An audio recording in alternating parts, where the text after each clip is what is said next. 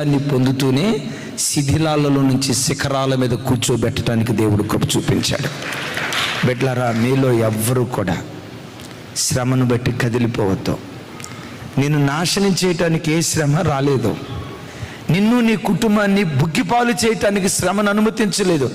ఇది నీ భక్తి కలుగుతున్న పరీక్ష అని ఎరిగే, పరీక్షలో గెలిచే శక్తి నాకు దయచేయ్యా దేవుని సన్నిధిలో అడుగుదుముగాక. నంబర్ 1, మన విశ్వాసానికి పరీక్ష ఈ శ్రమ. రెండవది, ఇందాక చదువుకున్నాం కదా, యాకోబు పత్రిక 1వ అధ్యాయం